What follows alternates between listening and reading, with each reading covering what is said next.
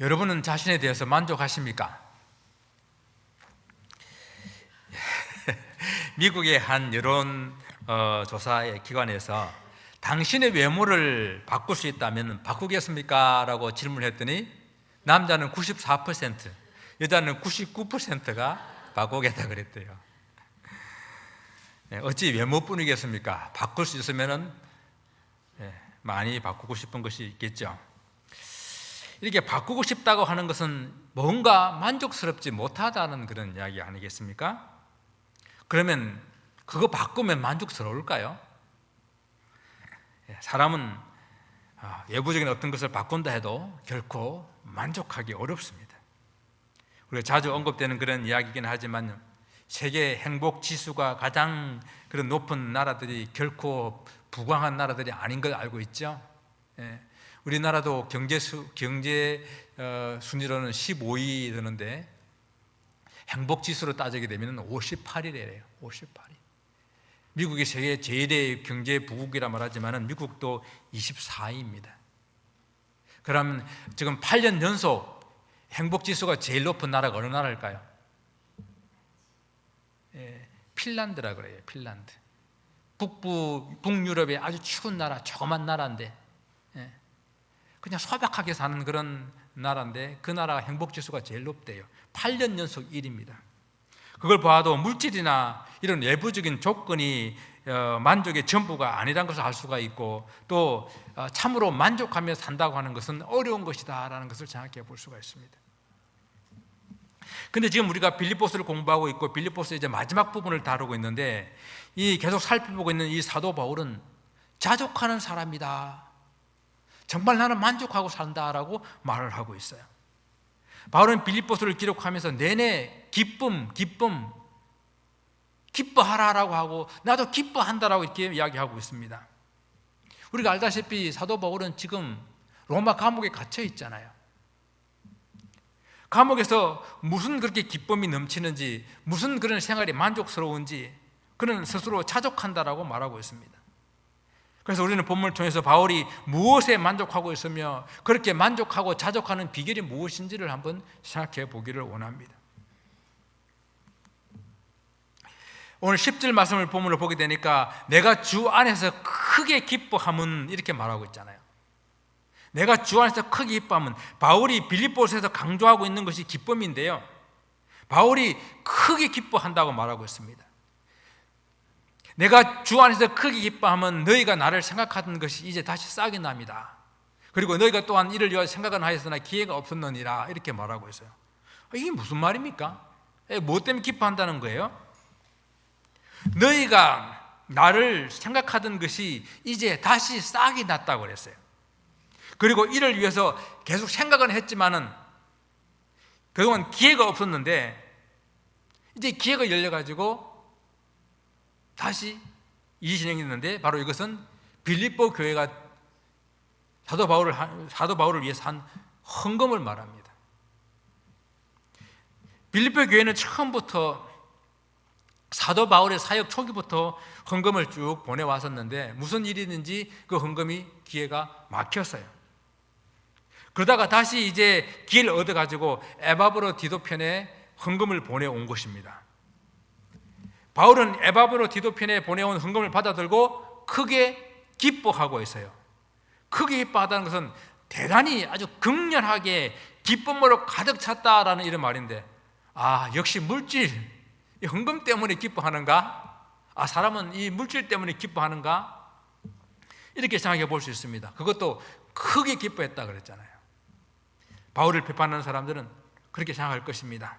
평소에 되게 고상하고 고고한 척 하더니 바울도 빌립보 교회가 다시 헌금을 보내오니까 그 헌금 들고 입이 찢어졌구나, 너무 좋아하는구나, 엄청 기뻐하고 있구나, 그렇게 생각할 수 있을지 모르겠습니다.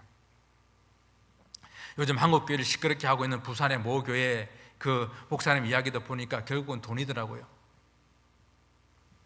그 목사님이 부교역자들 아주 쥐잡듯이 잡고 그리고 비인격적으로 대하며 아주 정말 그런 욕이 없더라고. 쌍욕을 하고 있는 그러한 것을 가만히 들여다보니까 결국 뭔가 하면은 자기 교회 성도들이 다른 교회 가는데 관리 안 했다는 것, 그리고 교회 성도들 중에서 좀 돈이 많은 성도를 그 목사님은 VVIP라고 말하더라고요. VIP도 아니고 VVIP래요. 그런 VVIP들을 잘 관리하지 못했다는 것 때문에 화를 내는데 아주 광적으로 화를 내고 있습니다. 그렇지 않아도 한국교회가 신뢰도가 점점 떨어져 내려가고 있는데 이 문제 때문에 또 한국교회 신뢰도는 땅을 치고 있습니다. 다 돈 문제예요. 돈을 둘러싸고 각종 비리가 한국교회에 만연하니까 사람들이 한국교회에 대해서 믿지를 않는 거예요. 신뢰하지를 않습니다. 물질을 우선적으로 생각하는 사람들은 이 바울도 이 물질 때문에 기뻐한다고 생각하실지 모르겠어요. 그런데 바울은 오늘 본문에 보게 되니까 주 안에서 크게 기뻐한다고 말하고 있지 않습니까? 주 안에서요. 바울이 헌금을 받고 기뻐한 것은 그 본질이 좀 다른 거예요. 빌립보 교회는 바울이 아주 어렵게 이 마게도냐 지역을 시작하면서 선교한 그런 교회인데 그 교회가 시작하면서부터 사도 바울을 도왔어요. 그런데 빌립보 교회가 중간에 어떤 이유로 그 헌금하는 길이 막혔는데 그때도 헌금을 하지 못했지만은 이 빌립보 교회는 계속해서 사도 바울을 생각하고 염려하고 있다가 길이 열려서 헌금을 한 겁니다. 여러분 선교지에 있는 사람들이 그 선교의 헌금이 끊어지게 되게 되면은 정말로 막막합니다. 우리가 여기서 그냥 조금 살다가 어려워서 밥 한 끼 안 먹고 또 뭐 쌀 것 안 쓸 것 안 쓰고 하는 거하고는 차원이 다른 거예요. 생존의 위협을 느껴요. 그래서 헌금이 오지 않을 땐 때로는 원망스럽기도 하고 또 어떤 교회들에서는 이 선교헌금을 하다가 담임 목사가 바뀐다고 그냥 하루 아침에 그냥 끊어버리는 거예요. 그 얼마나 원망스럽겠습니까?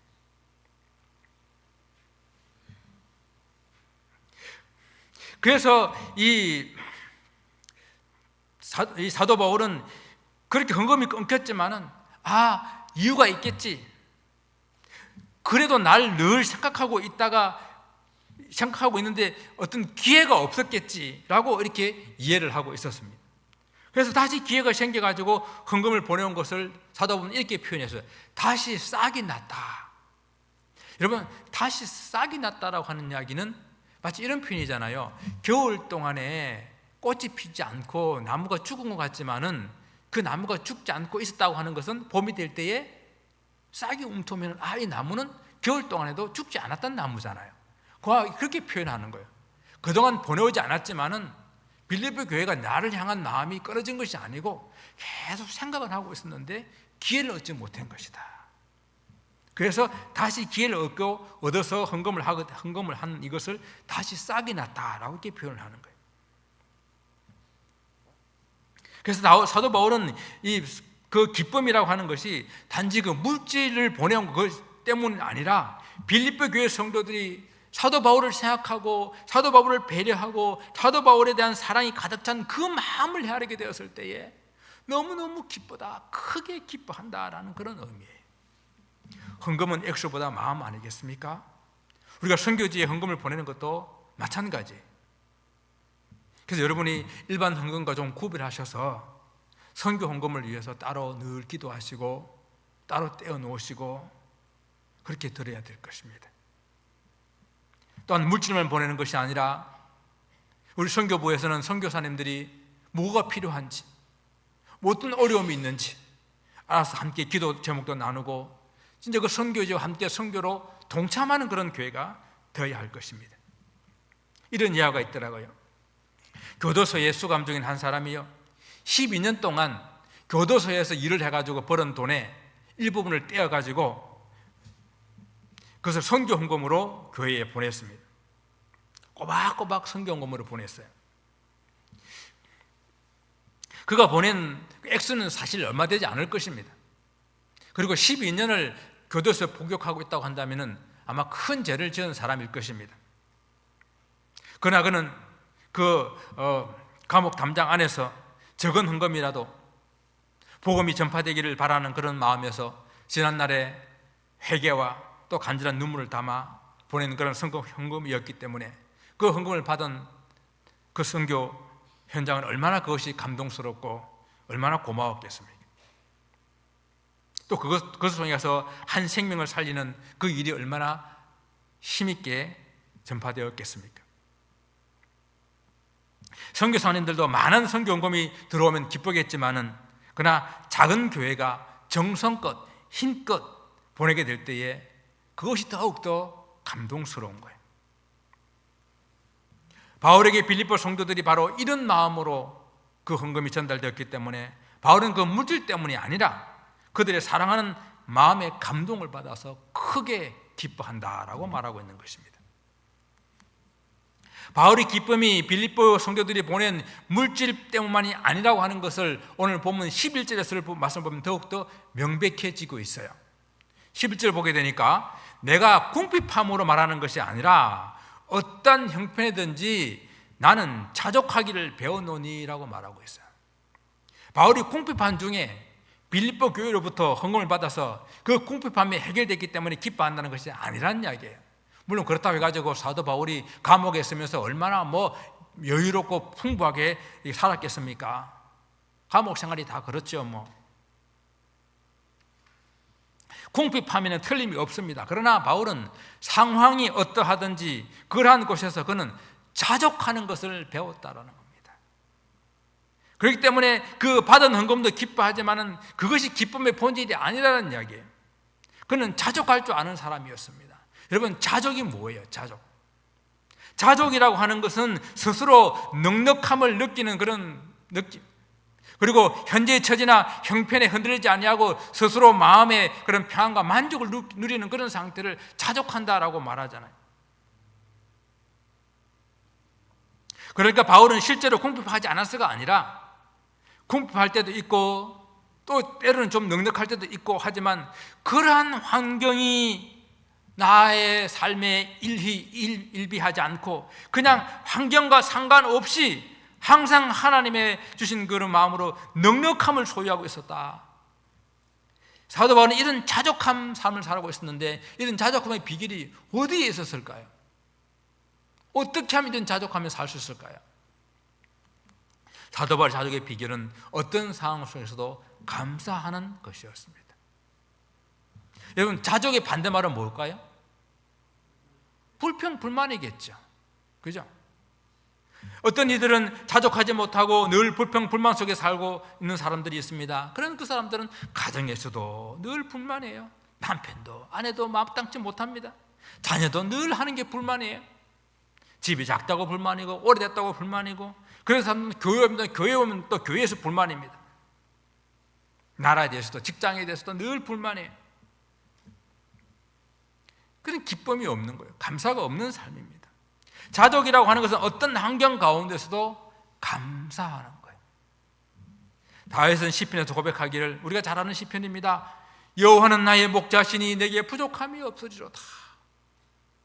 여러분 시편 23편을 쭉 읽어보게 되면 진짜 이 사람이 아무런 부족함이 없어서 너무도 좋은 환경이어서 이런 고백을 하는가, 자세히 보면 정말 아니라는 것을 알 수가 있어요.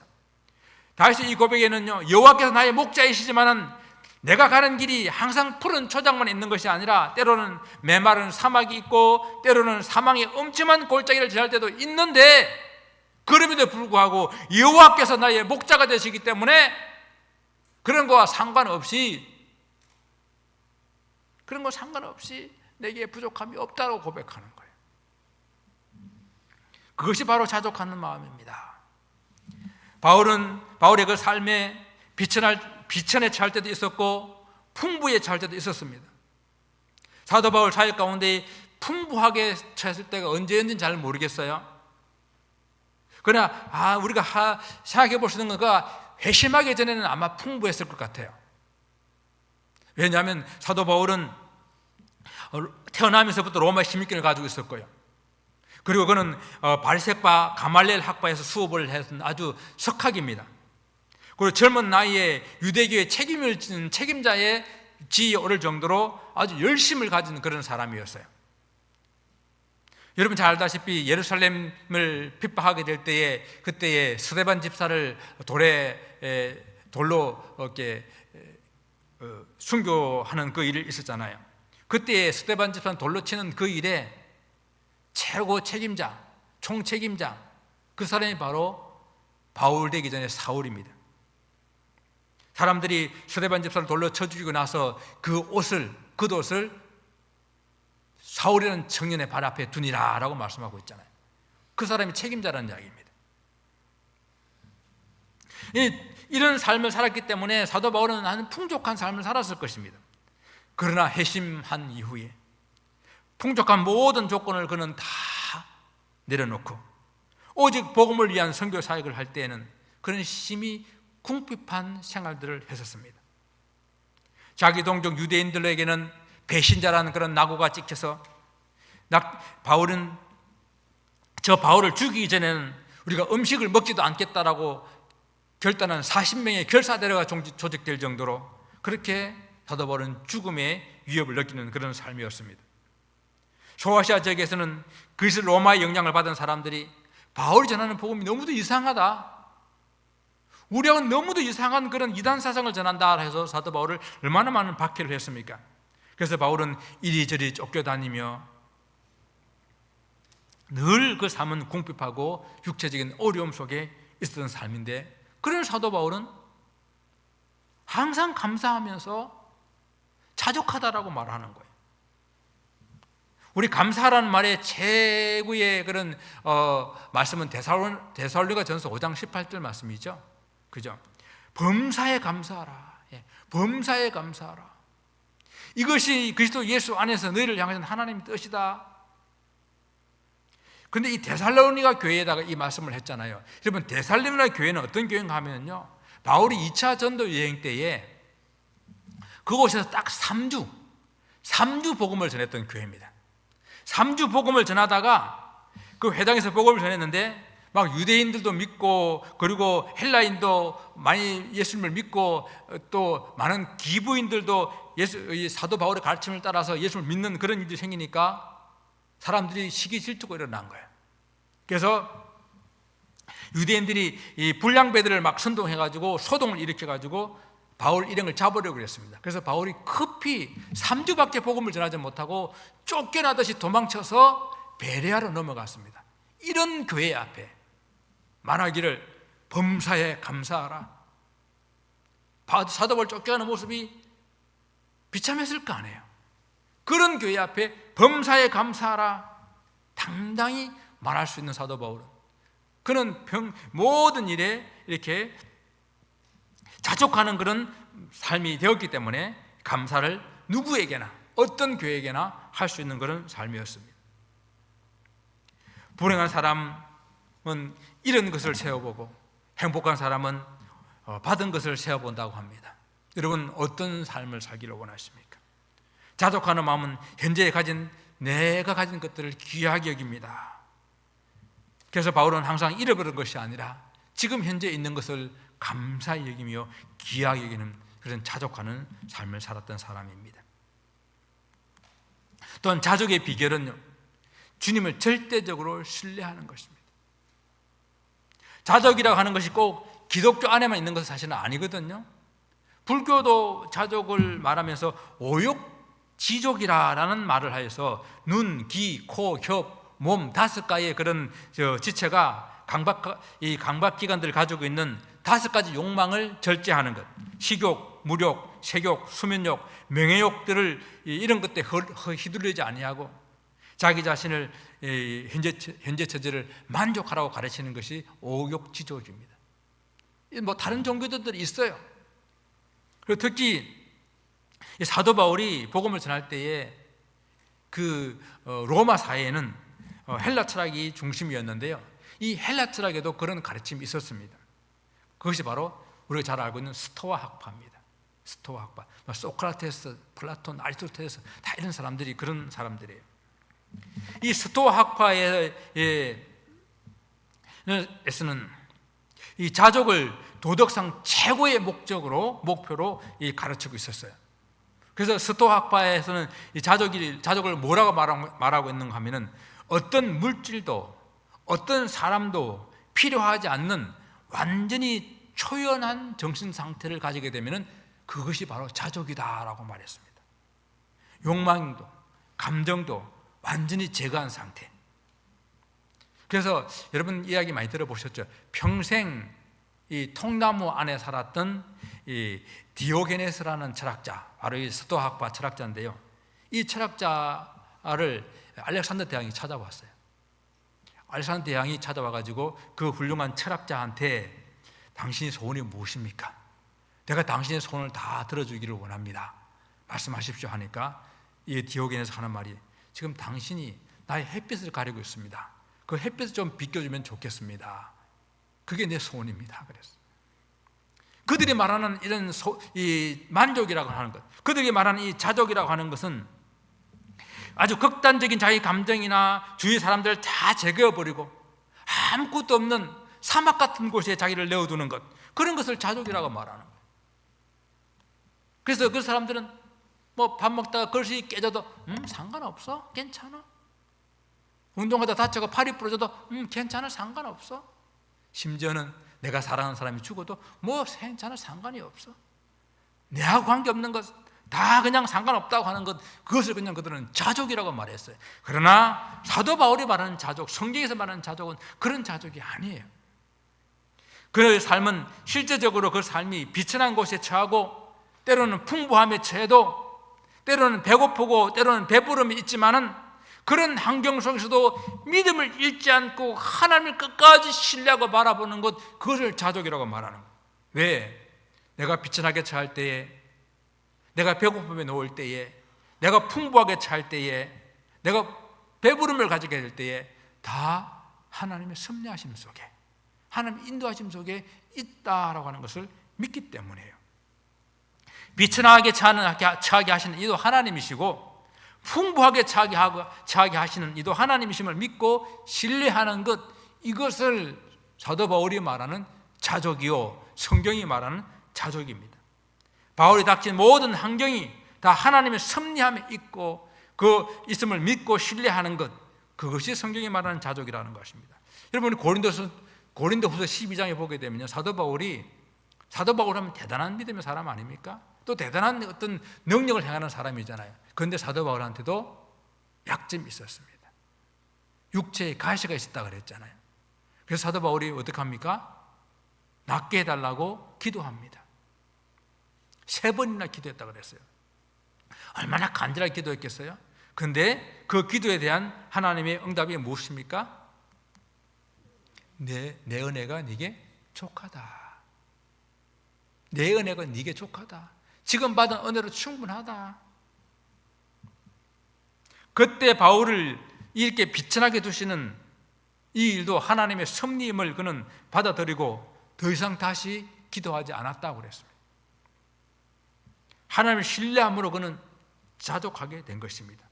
그래서 이는 내 능력이 약한 데서 온전하여집니다.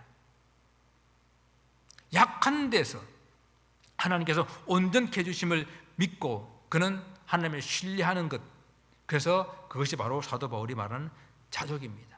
뭐 불교에서처럼 자기의 수행을 자족하는 것도 아니고 이 스토아파처럼 정신적으로 마음적으로 감정을 다 배제해버리고 이 마음을 사막 가운데 두는 그런 것으로 자족하는 것이 아니라 하나님을 신뢰함으로 예수 그리스도 안에서 얻게 되는 그런 자족함입니다.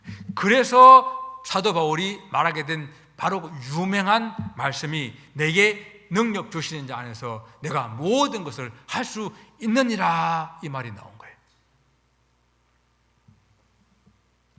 사도 바울이 이 유명한 고백을 했는데 이 고백이 너무도 사람들에게 오해를 일으키고 잘못된 구절로 사용하고 있는 그런 대표적인 구절 하나가 오늘 이 본문의 말씀이에요.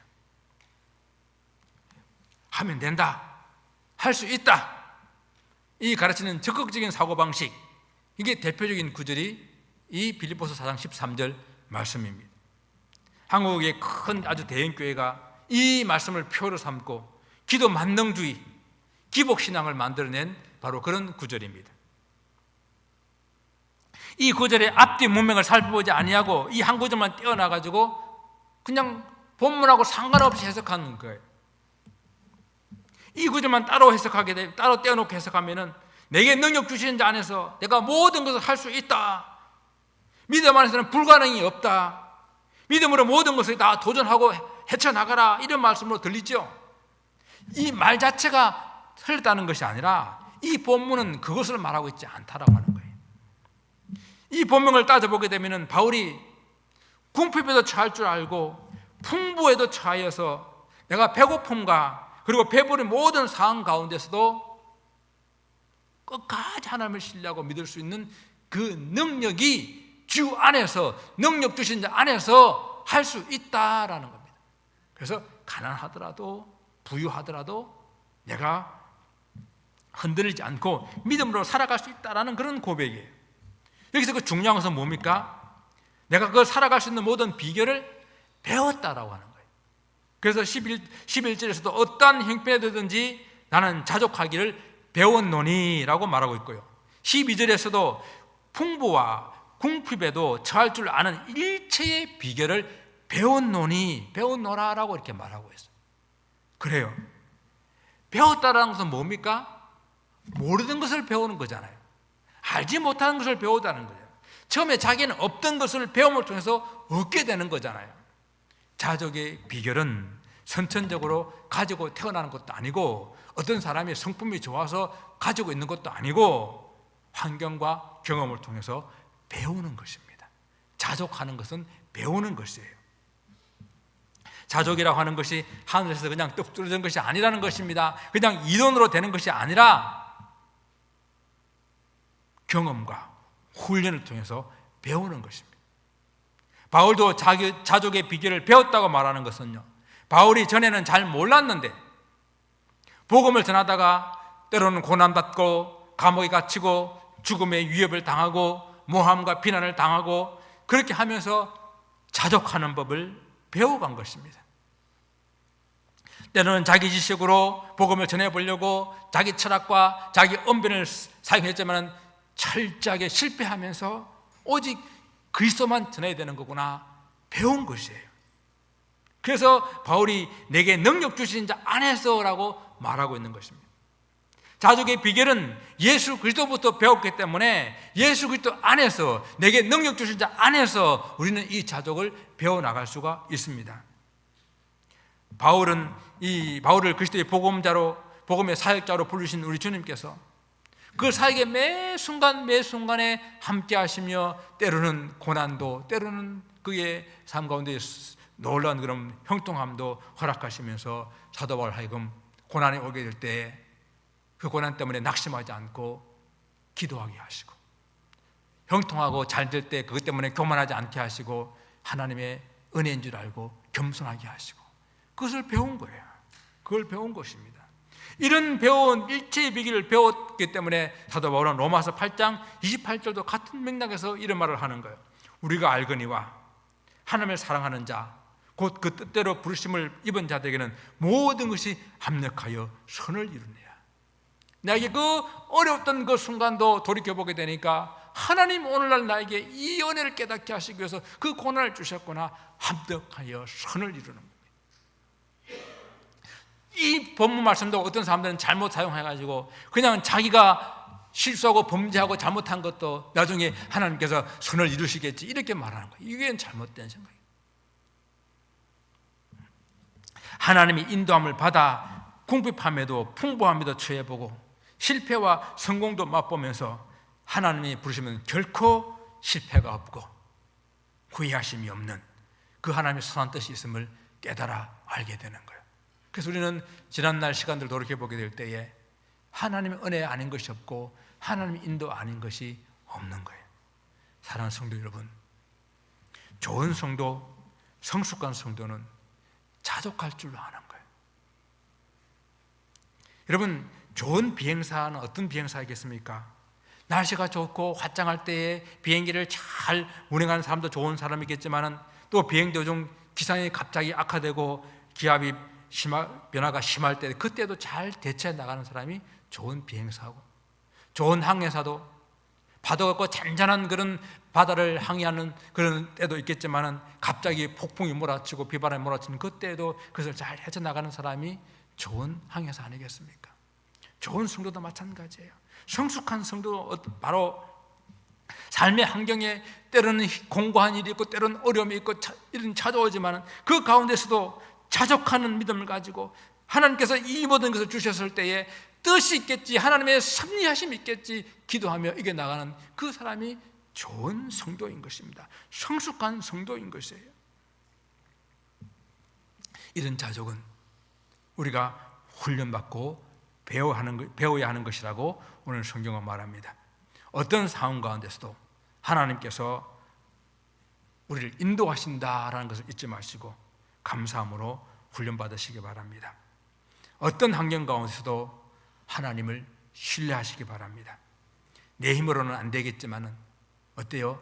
내게 능력 주신 자 안에서는 모든 것을 할 수가 있습니다.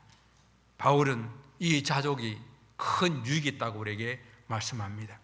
본문 디모데전서 6장 6절과 8절을 같이 한번 읽어보겠습니다. 그러나 자족하는 마음이 있으면 경건은 큰 이익이 되느니라. 우리가 먹을 것과 입을 것이 있은즉 족한 줄로 알 것이니라.